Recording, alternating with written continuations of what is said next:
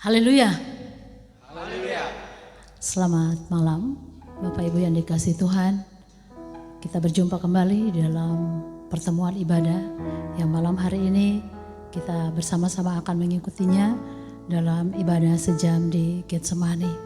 Sekalipun kita tidak dapat bertatap muka langsung satu dengan yang lain, tapi kita percaya bahwa dari tempat kita masing-masing kita pun dapat mengalami perjumpaan dengan Tuhan, persekutuan yang indah bersama dengan Tuhan. Maka marilah kita memuji dan menyembah Allah di dalam putranya Yesus Kristus yang telah menyerahkan hidupnya untuk menjadi hamba yang sangat hina karena mau menebus dosa kita, menjadi juru selamat kita. Bersama-sama kita akan menyanyikan sebuah pujian. Bagi Dia segala pujian. Kita nyanyikan pujian ini dengan penuh, sepenuh hati kita. Dia Yesus telah mati bagiku. Dia Tuhan selamatkan jiwaku. Bagi Dia pujianku tak dapat ku balas kasih-Nya. Dia angkatku jadi anak-Nya, beri damai di dalam hidupku. Bagi Dia sembahku, hanya Dia segalanya bagiku. Bagi Dia segala pujian, hormat serta syukur kekal selamanya. Bagi Dia segala pujian, hormat serta syukur selama-lamanya. Katakan, Dia Yesus telah mati bagiku. Dia Yesus telah mati bagiku. Dia Tuhan selamatkan jiwaku. Bagi Dia pujianku tak dapat ku balas kasih-Nya. Dia angkatku, Dia angkatku jadi anak-Nya, beri damai di dalam hidupku. Bagi Dia sembahku, hanya Dia segalanya bagiku. Bagi Dia segala pujian, hormat serta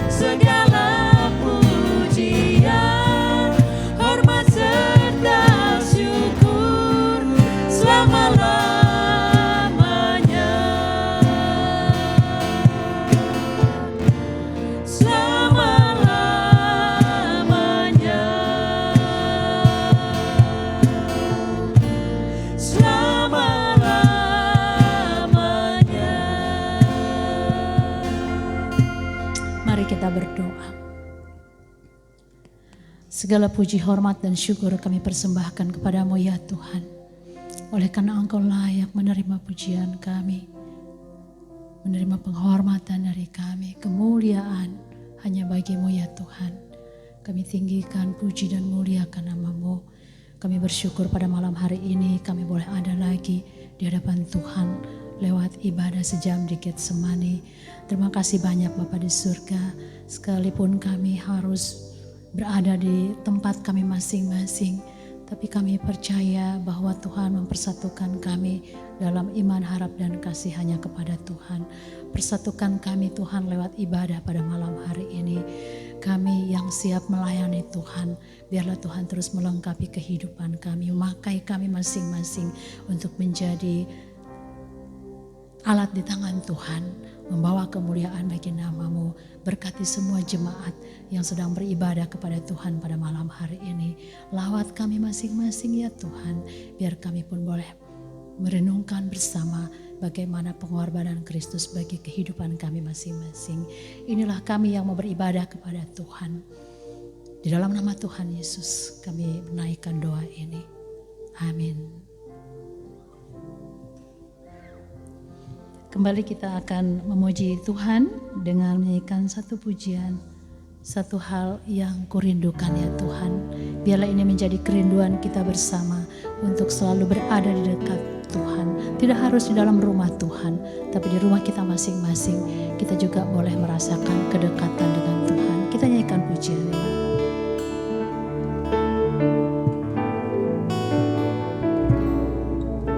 Satu hal yang kurindukan ya Tuhan, selalu berada di dekat-Mu dengan segenap hati, dengan segenap jiwa. Ku menanti di hadirat-Mu. Satu hal yang kurindukan ya Tuhan, selalu berada di dekat-Mu dengan segenap hati, dengan segenap jiwa. Ku menanti di hadirat-Mu. Lebih dalam lagi ku rindu Kau Tuhan, lebih dari segala yang ada. Lebih dalam lagi ku cinta Kau Yesus. Ku mengasihi-Mu. Lebih dalam lagi, lebih dalam lagi ku rindu Kau Tuhan, lebih dari segala yang ada. Lebih dalam lagi ku cinta Kau Yesus. Ku mengasihi-Mu. Kita akan mendengarkan pemberitaan firman Tuhan, namun sebelumnya kita masuk di dalam doa. Mari berdoa. Saat ini ya Tuhan, kami telah mempersiapkan hati kami untuk mendengarkan pemberitaan firman Tuhan. Biarlah setiap bagian firman Tuhan yang kami baca dan juga perenungan yang akan kami renungkan bersama, kami boleh merasakan kehadiran Tuhan di dalamnya. Kami boleh merasakan bahwa Tuhan sedang berbicara secara langsung kepada kami semua. Biarlah hidup percaya kami, iman kami boleh semakin diperteguh oleh Tuhan lewat firman-Mu. Berfirmanlah Tuhan, kami telah siap mendengar. Dalam nama-Mu firman yang hidup, kami persembahkan doa dan permohonan kami. Amin. Ya, saudara yang dikasihi Tuhan, malam hari ini dalam ibadah sejam di Getsemani, kita tidak akan mengambil bagian dalam pembacaan yang biasanya kita ambil untuk ibadah ini, yaitu di Taman Getsemani, tetapi bagian yang akan kita baca ini juga merupakan bagian yang tak terpisahkan dalam peristiwa yang terjadi di Taman Getsemani. Kita akan membaca dari Lukas 22 ayat 47 sampai 51. Lukas 22 ayat 47 sampai 51. Saya akan membacakannya dan saudara juga akan mengikuti dengan seksama lewat Alkitab saudara masing-masing. Yesus ditangkap. Waktu Yesus masih berbicara, datanglah serombongan orang. Sedang muridnya yang bernama Yudas, seorang dari ke-12 murid itu berjalan di depan mereka. Yudas mendekati Yesus untuk menciumnya. Maka kata Yesus kepadanya, "Hai Yudas, engkau menyerahkan anak manusia dengan ciuman?" Ketika mereka yang bersama-sama dengan Yesus melihat apa yang akan terjadi, berkatalah mereka, "Tuhan, mestikah kami menyerang mereka dengan pedang?" Dan seorang dari mereka menyerang hamba imam besar sehingga putus telinga kanannya. Tetapi Yesus berkata, "Sudahlah itu." Lalu ia menjamah telinga orang itu dan menyembuhkannya. Sampai di sana bagian firman Tuhan yang kita baca dan akan kita renungkan saat ini. Firman Tuhan malam hari ini saya beri judul relasi yang terkoyak. Apa yang membuat sebuah hubungan atau relasi tetap terjaga? Itu adalah kepercayaan, kasih, dan komitmen. Lalu apa yang membuat sebuah hubungan atau relasi akhirnya terkoyak atau rusak? Pengkhianatan dan penyangkalan. Ya. Ini pula yang terjadi dalam kehidupan Tuhan Yesus. Di sana ada pengkhianatan, di sana ada penyangkalan. Yesus secara terang-terangan telah menyampaikan hal itu di depan semua murid-muridnya sesaat setelah ia membasuh kaki para murid.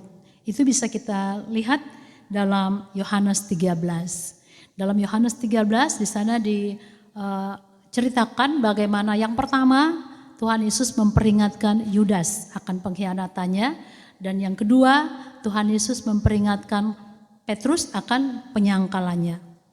Nah, saudara yang kekasih, kalau Yudas kita tahu mengapa dia berkhianat.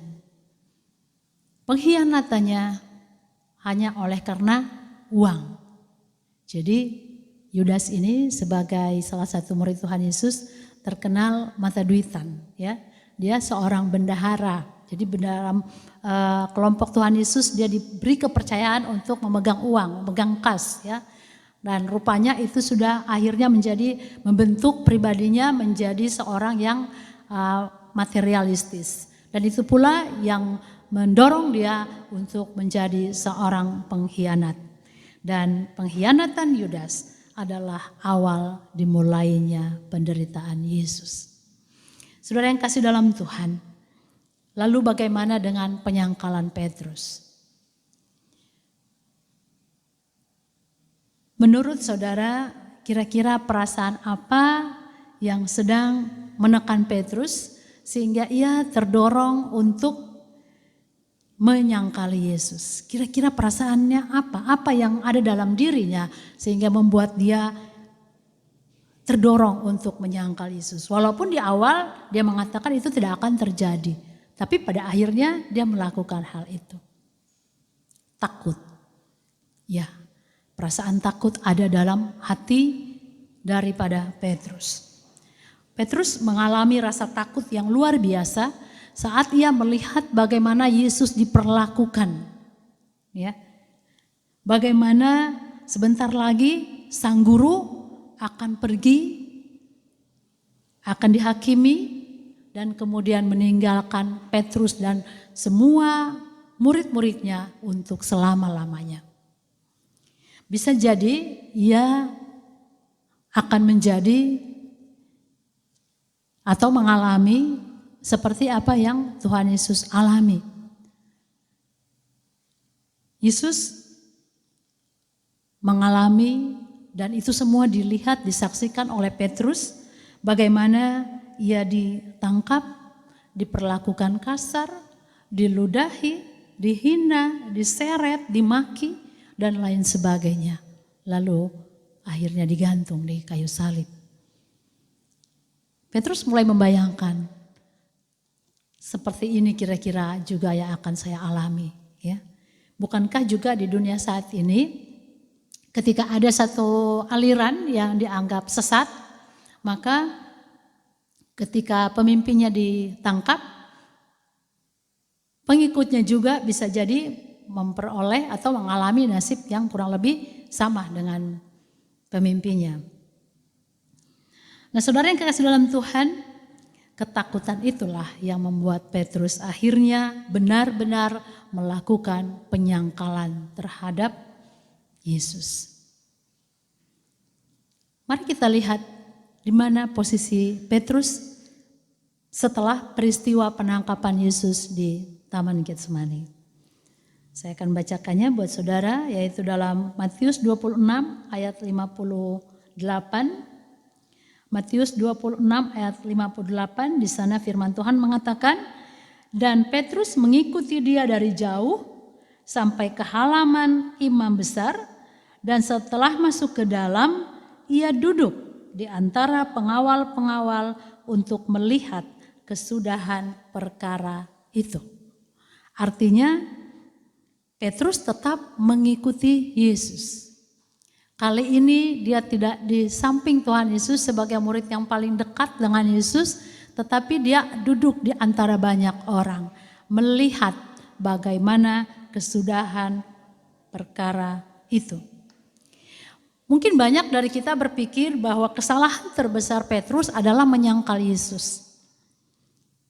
Tetapi sebenarnya ia juga tidak berani tampil sebagai saksi saat Yesus diadili. Firman Tuhan mengatakan ia cuma melihat, ya, dari tempat duduknya ia melihat bagaimana proses yang dijalani oleh Tuhan Yesus. Melihat kesudahan perkara itu dan kemudian kita tahu apa seterusnya, dia melakukan penyangkalan. Di saat Yesus sangat membutuhkan dukungan, pembelaan, justru orang yang paling dekat dengannya malah hanya melihat saja. Diam dan hanya melihat. Saudaraku yang kekasih, pada akhirnya kita tahu Petrus tidak berdaya menghadapi seorang wanita penjaga pintu. Padahal sebelumnya ia sangat ganas membela dan melindungi Yesus. Kalau kita baca di bagian firman Tuhan tadi, di sana dikatakan seorang dari mereka menyerang hamba imam besar dan dia adalah Petrus. Petrus yang menyerang hamba imam besar dan menghunuskan pedangnya lalu memotong telinga Malkus. Saat Yesus ditangkap di Taman Getsemani. Kita lihat ya, perubahan yang drastis. Dari seorang Petrus yang sangat pemberani ketika di Taman Getsemani membela Yesus, kemudian berubah menjadi seorang pengecut. Justru di saat Yesus membutuhkan dukungan, Petrus tidak ada keberanian. Petrus yang sangat dekat dengan Yesus tiba-tiba seperti hilang ingatan.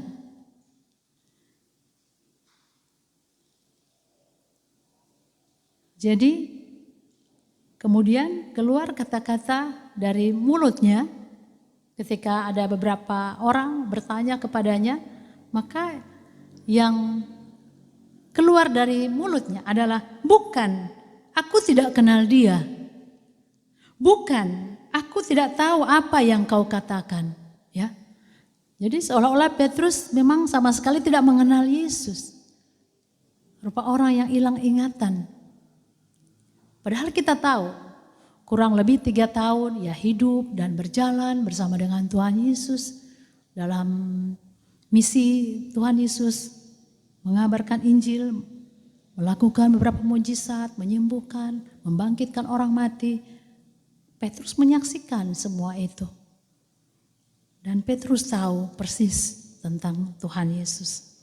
Karena dia bagian dan tidak terpisahkan dari kelompok 12 murid yang terus mengikut Yesus kemanapun Yesus pergi. Lalu kapan ingatan Petrus kembali? Atau kapan Petrus menyadari kesalahannya? Saat ayam berkokok. Saudaraku, saat yang sama ia melihat wajah Yesus. Kalau saya baca dalam Lukas 22 ayat yang ke-60 dan 61, di sana dikatakan, tetapi Petrus berkata, "Bukan, aku tidak tahu apa yang engkau katakan." Seketika itu juga, sementara ia berkata, berkokoklah ayam. Lalu berpalinglah Tuhan memandang Petrus. Maka teringatlah Petrus bahwa Tuhan telah berkata kepadanya, sebelum ayam berkokok pada hari ini, engkau telah 3 kali menyangkal aku. Saudaraku, saat ayam berkokok, saat yang sama ia melihat wajah Yesus bertatapan dengan sang guru yang kepalanya telah bermahkotakan duri dan darah mengucur mengalir di wajahnya. Itu sangat menyentuh hati terdalam dari Petrus. Ia malu karena telah berani dengan sombongnya di depan Yesus dan murid-murid yang lain bahwa dia tetap akan bersama dengan Tuhan Yesus. Sekalipun orang lain imannya tergoncang, dia tidak akan, ya, seperti itu. Ia malu karena telah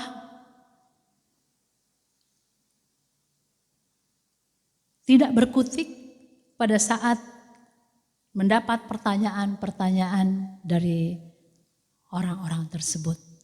Dan ia menyesal telah melakukannya. Itu sebabnya dalam bagian atau ayat yang ke-62 dari Lukas 22 dikatakan, lalu ia pergi keluar dan menangis dengan sedihnya. Tangisan Petrus menunjukkan penyesalannya. Saudara yang kasih dalam Tuhan, jiwanya tersentak. Hatinya luka oleh karena ulahnya sendiri. Menyangkal Yesus yang kini berlumuran darah. Yang kini terluka dan menderita. Namun ternyata Petrus bukanlah seorang pengkhianat seperti Yudas yang membiarkan tubuhnya dicabik-cabik oleh burung pemakan bangkai.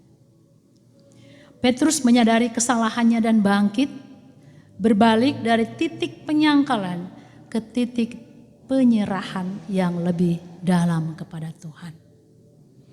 Kalau kita baca dalam Kisah Para Rasul, itulah kisah perjalanan Petrus dan rasul-rasul yang lain. Dikisahkan bagaimana Petrus dengan penuh semangat yang berkobar-kobar, dia berkhotbah, ia juga harus mengalami hidup dalam penjara. Ia harus diadili di depan mahkamah agama dan bahkan akhirnya ia harus mati digantung dengan kepala di bawah. Benar apa yang dikatakan oleh Ayub dalam Ayub 3 ayat 25 di mana Ayub mengatakan, Ayub 3 ayat 25 mengatakan, karena yang kutakutkan itulah yang menimpa aku, dan yang kucemaskan itulah yang mendatangi aku. Kita lihat benang merahnya ya.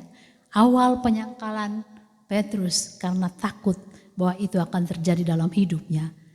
Tapi setelah dia berbalik, dia menjadi pembela Allah dan putranya Yesus Kristus, maka kejadian itu akhirnya juga dia alami. Tetapi di masa penginjilannya, Petrus terus berjuang membela gurunya dan Allahnya. Kita bisa baca dalam Kisah Para Rasul 5 ayat 29 sampai 32. Mungkin saya bisa membacakannya buat saudara. Kisah Para Rasul 5 ayat 29 sampai 32. Tetapi Petrus dan rasul-rasul itu menjawab, katanya, kita harus lebih taat kepada Allah daripada kepada manusia. Allah nenek moyang kita telah membangkitkan Yesus yang kamu gantungkan pada kayu salib dan kamu bunuh. Dialah yang telah ditinggikan oleh Allah sendiri dengan tangan kanannya menjadi pemimpin dan juru selamat, supaya Israel dapat bertobat dan menerima pengampunan dosa. Dan kami adalah saksi dari segala sesuatu itu. Kami dan Roh Kudus yang dikaruniakan Allah kepada semua orang yang mentaati Dia. Lihat saudara, kalau sebelumnya dia tidak berani untuk berdiri menjadi saksi mendampingi Kristus, tetapi pada akhirnya dia berani membela Kristus dan mengatakan bahwa mereka atau dia adalah saksi dari semuanya. Saudaraku yang kekasih, kisah-kisah penyangkalan masih ada dan akan terus terjadi selama manusia masih memikirkan kepentingan dan kesenangannya sendiri. Ketika manusia mencari selamat sendiri, ketika manusia hanya terus mencari dan mengejar hal-hal yang menyenangkan diri sendiri, saat itulah ia meninggalkan dan melupakan Tuhan.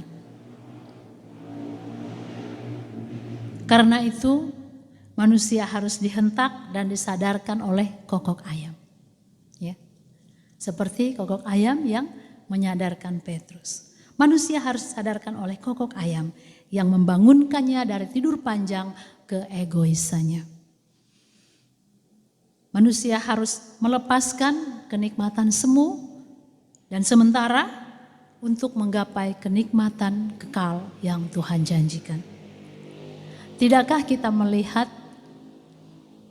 penyebaran virus corona yang mendunia ibarat kokok ayam yang menghentak hidup semua orang termasuk umat percaya, menghentak kenikmatan dan kenyamanan hidup semua orang. Perubahan sikap Petrus yang berbalik arah, membela Yesus di hadapan mahkamah agama, kiranya menjadi sikap umat Tuhan saat ini. Mari kita berkaca dari kehidupan Petrus.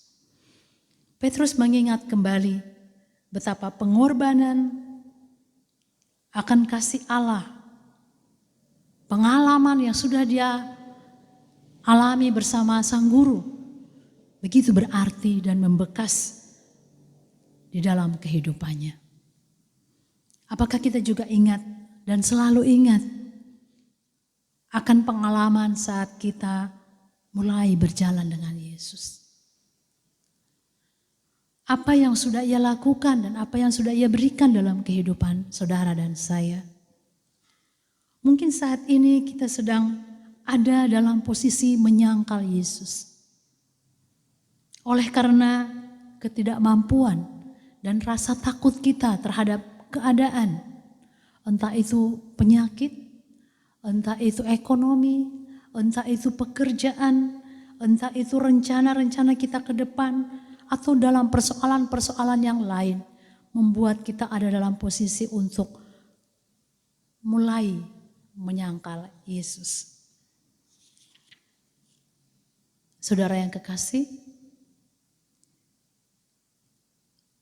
Tuhan Yesus mengajak kita untuk berbaliklah seperti Petrus. Berbaliklah.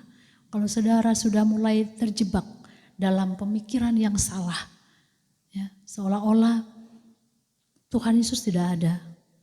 Dan kita merasa bahwa kepentingan kita, kesenangan kita saat ini sedang diambil, ya. Apa yang menjadi rencana kita, apa yang menjadi keinginan kita untuk kita laksanakan seolah-olah menjadi gagal oleh karena keadaan ini. Berbaliklah. Seperti Petrus. Perteguh iman kita kepada Tuhan, kepada Sang Guru, kepada Juru Selamat. Ia mengasihi kita, sungguh-sungguh mengasihi kita.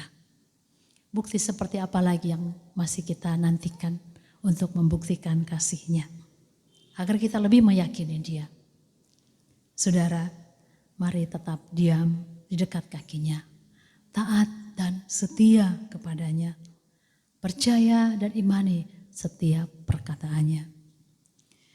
Menutup perenungan pada malam hari ini, saya ingin membaca satu bagian dari Yesaya 26 ayat 3. Yesaya 26 ayat 3, firman Tuhan, yang hatinya teguh kau jagai dengan damai sejahtera, sebab kepadamulah ia percaya. Sekali lagi, yang hatinya teguh kau jagai dengan damai sejahtera, sebab kepadamulah ia percaya.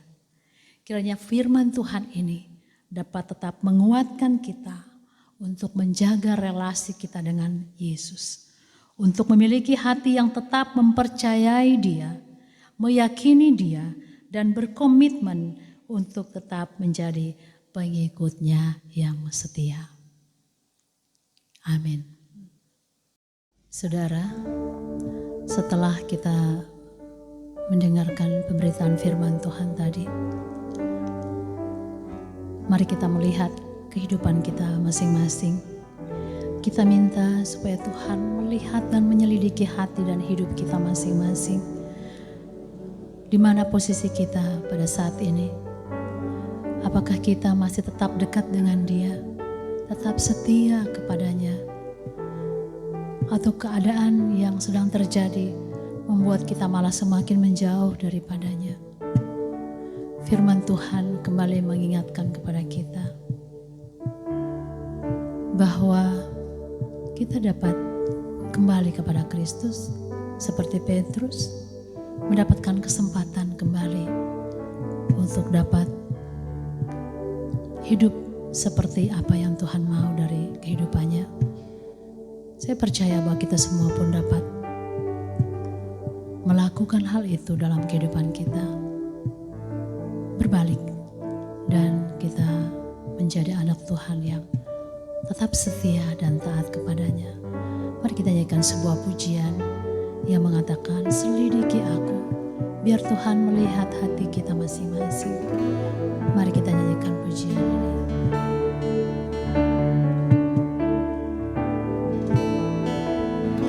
Selidiki aku, lihat hatiku, apakah ku sungguh mengasihimu, Yesus, Kau yang Maha Tahu dan menilai hidupku, tak ada yang tersembunyi. Katakan, selidiki aku. Selidiki aku, lihat hatiku, apakah ku sungguh mengasihimu, Yesus, Kau yang Maha Tahu dan menilai hidupku, tak ada yang tersembunyi bagimu. Telah kulihat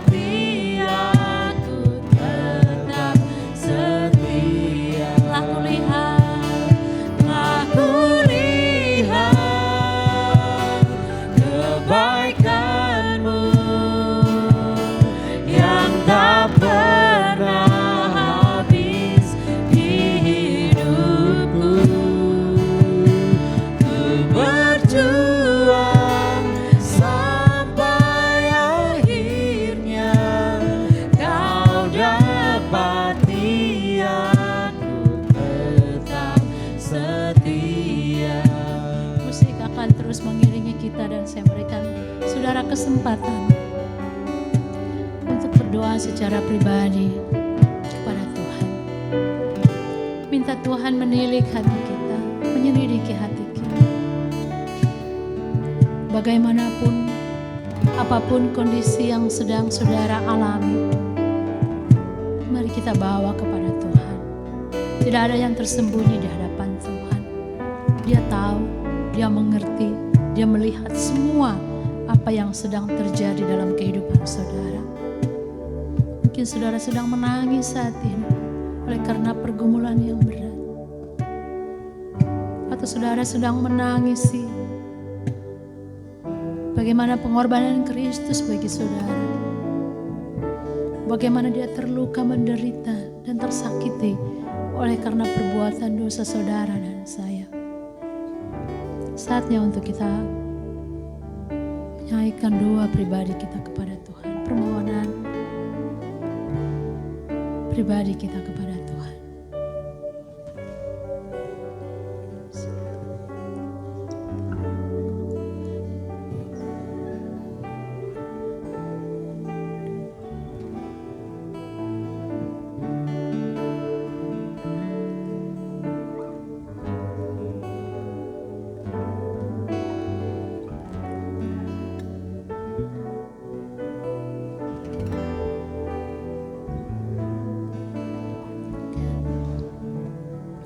Ya Yesus, Juru Selamat kami. Ya Yesus, penebus dosa kami. Tak ada lagi yang dapat kami berikan kepada Tuhan selain daripada kehidupan kami. Kami tahu betapa menderitanya Tuhan, betapa tersisanya Tuhan, oleh karena setiap hal yang Tuhan sudah jalani, yang seharusnya kami menjalaninya, tapi oleh karena kasih-Mu kepada kami, Kau mau menerima cawan kematian itu bagi kami. Tuhan, inilah kami, anak-anak-Mu. Kami mau kembali kepada Tuhan. Dalam kehidupan kami, mungkin ada di antara kami yang sudah berjalan jauh daripada Tuhan. Kami terlalu melihat kepada masalah kami. Kami akhirnya menjadi pribadi yang penuh dengan kekhawatiran. Pribadi yang hanya memikirkan bagaimana untuk kami memperoleh kesenangan kami. Bagaimana untuk kami boleh selamat dari setiap kondisi yang buruk. Namun kami tidak mempedulikan Tuhan. Malam hari ini biar kami boleh belajar dari kehidupan Petrus. Sekalipun dia pernah menyangkal Kristus, namun pada akhirnya dia berbalik. Dia mau Tuhan menjadi martir, mati demi Kristus. Biar dalam kepengikutan kami pun kepada Tuhan, kami tidak mundur setapak pun. Kami tetap pada posisi kami untuk tetap ada di dekat Tuhan, menjadi anak-anak-Mu yang taat dan setia. Tidak saja untuk hari ini, tetapi sepanjang umur hidup kami, di mana Tuhan menempat kami dalam dunia ini, kami mau dan tetap menjadi saksi Kristus. Terima kasih Bapa untuk firman-Mu. Meteraikanlah itu dalam kehidupan kami masing-masing. Kami naikkan doa ini hanya kepada-Mu ya Yesus, Juru Selamat kami. Amin.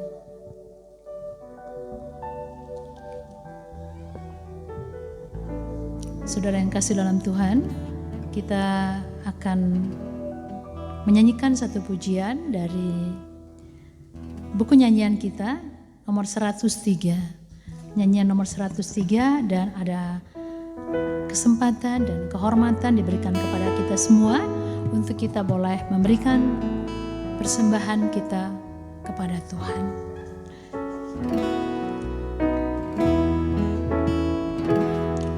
Apa sungguh karena saya Tuhan tumpahkan darahnya, saya seorang berdosa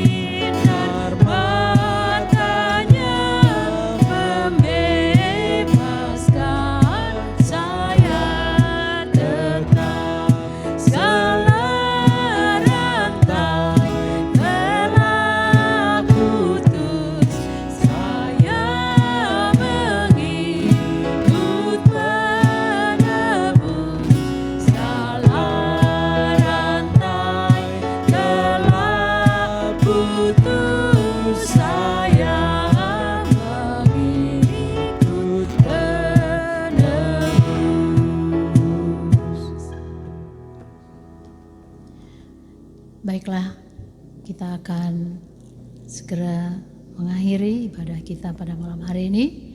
Kita akan berdoa bagi persembahan dan juga beberapa pokok doa yang akan kita naikkan. Sebelumnya kita akan kembali menyanyikan kor dari pujian yang sudah kita nyanyikan bersama tadi. Bagi Dia segala pujian. Setelah itu kita akan kembali menaikkan syafaat kita kepada Tuhan.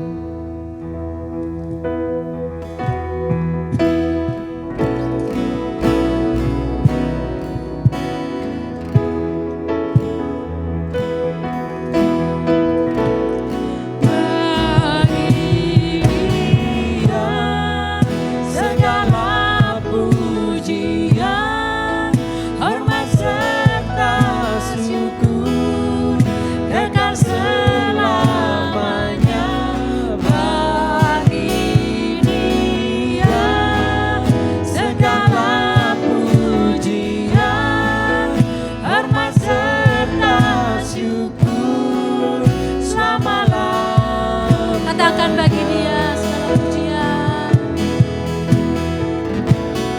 Bagi Dia segala pujian, hormat serta syukur selama-lamanya.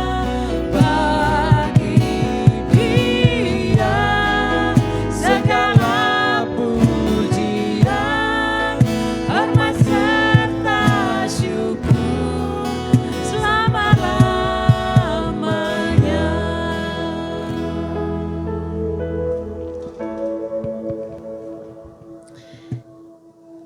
Kembali kami menghadap hadirat-Mu ya Tuhan. Terima kasih banyak Tuhan.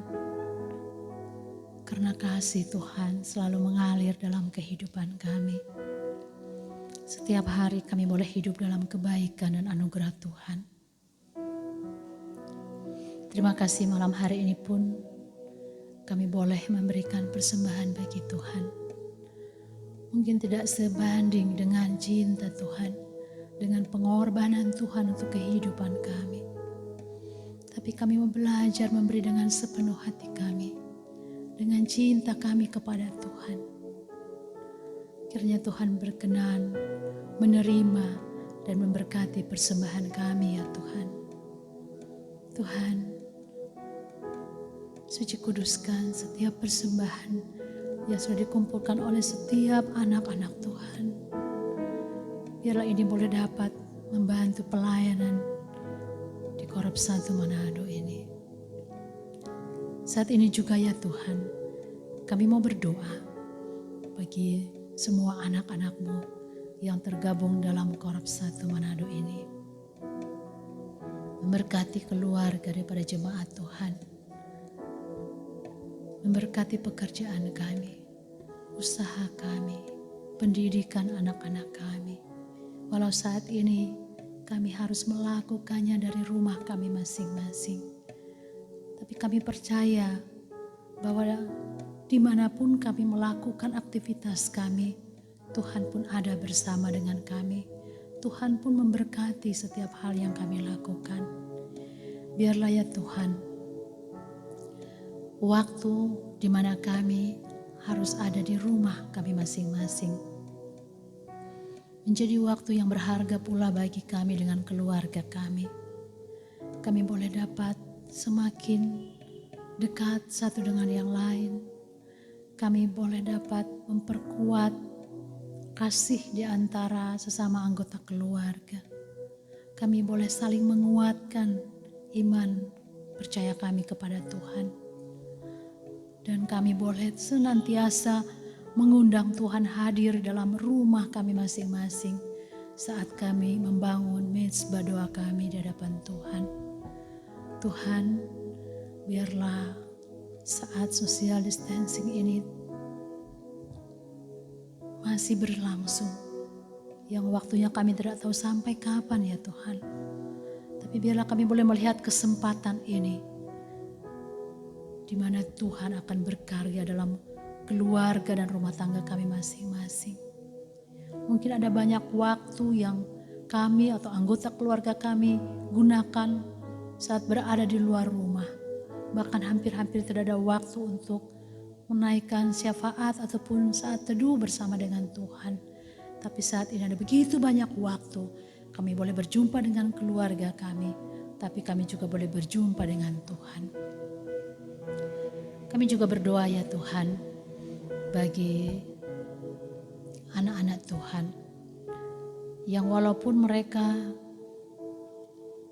harus menjalankan apa yang menjadi himbauan pemerintah, tinggal di rumah, tapi mereka harus berjauhan dengan orang tua, dengan sanak saudara, oleh karena mereka bekerja ataupun menempuh pendidikan di kota yang lain.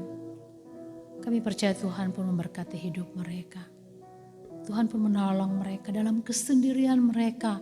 Mereka boleh meyakini dan percaya bahwa ada sahabat, yaitu Yesus, yang selalu bersama dengan mereka. Mampukan kami Tuhan untuk melewati masa-masa ini, sampai saatnya Tuhan mengizinkan kami untuk kembali dapat beraktivitas sebagaimana yang biasa kami lakukan. Tidak di rumah tapi di luar rumah, di tempat kami biasanya melakukan aktivitas kami.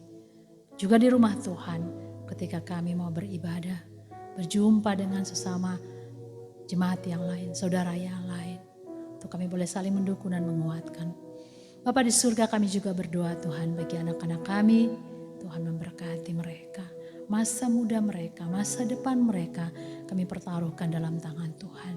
Biarlah kehidupan mereka tidak direbut oleh kuasa kegelapan, tapi senantiasa menjadi milik Tuhan, dan mereka boleh tetap hidup di dalam perlindungan Tuhan dari waktu ke waktu. Bapa di surga, kami juga mau berdoa bagi opsir pemimpin kami di tempat ini. Berdoa bagi pelayanan mereka. Saat ini mereka harus melayani jemaat Tuhan dengan kondisi yang tidak seperti biasanya. Tapi kami percaya mereka boleh tetap melakukannya karena Tuhan menolong mereka. Berkati setiap anak-anak mereka. Tuhan akan menolong sehingga apapun yang menjadi rencana mereka ke depan, Tuhan akan menyediakan yang terbaik. Kesehatan, kekuatan Tuhan berikan kepada kami semua ya Tuhan. Tuhan tolong proteksi Allah kiranya terjadi atas kami, sehingga kami pun tidak terkena virus corona ini. Biarlah kami tetap mematuhi apa yang menjadi aturan dari pemerintah. Tuhan, hari ini atau di tempat ini pun kami mau berdoa bagi mereka yang sedang sakit. Sakit apapun yang sedang mereka derita saat ini, kami percaya semuanya dapat disembuhkan oleh Tuhan. Jamah mereka Tuhan, pulihkan mereka. Setiap anak-anak Tuhan, jemaat, mungkin saudara kami, teman kami, sahabat kami, atau siapapun mereka, kiranya Tuhan akan berbelas kasihan kepada mereka. Mereka boleh disembuhkan oleh Tuhan. Demikian juga bagi mereka yang menderita dan menjadi korban dari virus corona ini. Kami tidak mengenal mereka, baik mereka yang sudah dinyatakan positif, ODP ataupun PDP, kami serahkan mereka ke dalam tangan Tuhan. Tuhan lakukan kesembuhan atas mereka masing-masing.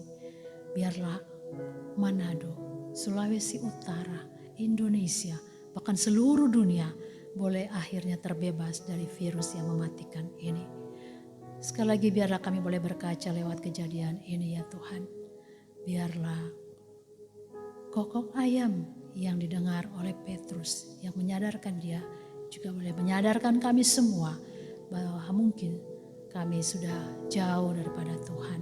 Biarlah setiap umat boleh menyadarinya dan boleh berbalik dan kembali hidup dekat dengan Tuhan. Kami berdoa juga ya Tuhan bagi pemerintah kami. Biarlah mereka diberkati oleh Tuhan. Hikmat Tuhan berikan khususnya kepada Bapak Presiden untuk mengambil kebijakan dan keputusan yang tepat di dalam menghadapi pandemi corona pada saat ini. Kami berdoa bagi para medis dan juga setiap pihak yang terlibat langsung, baik untuk pengobatan maupun pencegahan dari menyebarnya virus corona ini. Diberkatilah mereka oleh Tuhan. Berikan mereka perlindungan berlapis oleh malaikat Tuhan.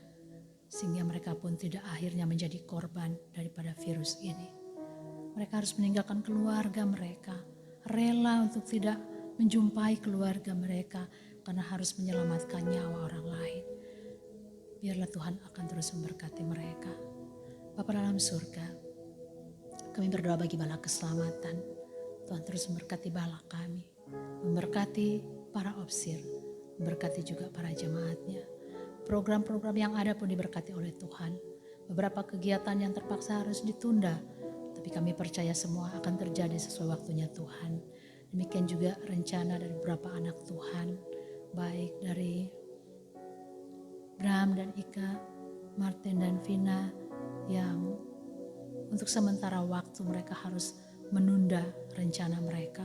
Sekali lagi Tuhan, kami serahkan semua dalam tangan Tuhan. Tuhan yang lebih tahu, Tuhan yang lebih mengerti, dan kami tahu waktu Tuhan yang terbaik. Bapa, kami menyerahkan Tuhan program-program yang ada juga dalam Koraps kami, biar semuanya boleh berjalan sesuai dengan kehendak Tuhan. Ini doa kami ya Tuhan. Kami berdoa juga bagi jemaat-jemaat kami yang jauh di luar kota. Biarlah Tuhan pun ada bersama dengan mereka saat ini. Kegiatan-kegiatan ibadah serangkaian dengan peristiwa kematian Yesus Kristus. Baik itu ibadah Jumat Agung, ibadah Paskah, kami serahkan semua ke dalam tangan Tuhan. Biarlah semakin kami memperingati, semakin kami menyadari, semakin kami mengingat dan memaknai pengorbanan Kristus untuk kehidupan kami. Kami juga akan menyerahkan persembahan di bawah salib.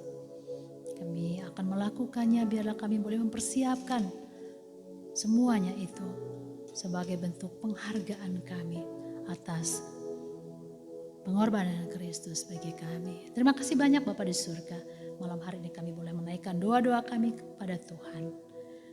Apapun yang dalam hati dan hidup kami percaya Tuhan mengetahuinya. Tuhan akan menyempurnakan doa kami. Ini doa kami Bapa, dalam nama Tuhan Yesus, Juru Selamat kami menaikkan doa kami. Kasih karunia Allah dan Putranya Yesus Kristus, serta persekutuan Roh Kudus, senantiasa menyertai kita sekalian, kini dan selamanya. Amin. Saudara yang kasih dalam Tuhan, selanjutnya kami akan menyampaikan pengumuman Koraps untuk ibadah yang akan kita ikuti di dalam minggu ini, yaitu pada hari Jumat. Kita akan bersama-sama ada dalam ibadah Jumat Agung, memperingati hari kematian Tuhan Yesus. Ibadah akan dilaksanakan pada pukul 7:30 pagi yang akan dipimpin oleh pemimpin pelayanan wanita Koraps dan opsir pemimpin. Pada kesempatan itu kita akan membawa persembahan rutin kita dan juga persembahan di bawah salib. Kemudian pada hari Minggu kita akan mengikuti ibadah Minggu Paskah pada pukul 7:30 pagi, dan ibadah ini akan dipimpin oleh pemimpin pelayanan wanita divisi dan komandan divisi Sulut. Oleh karena itu, mari kita siapkan hati kita, hidup kita untuk kita mengikuti ibadah-ibadah tersebut yang akan dilakukan secara live streaming lewat Instagram dan juga lewat Facebook. Demikian pengumuman dari kami. Semoga kita tidak kehilangan kesempatan untuk dapat mengikuti ibadah-ibadah ini. Tuhan Yesus memberkati. Amin.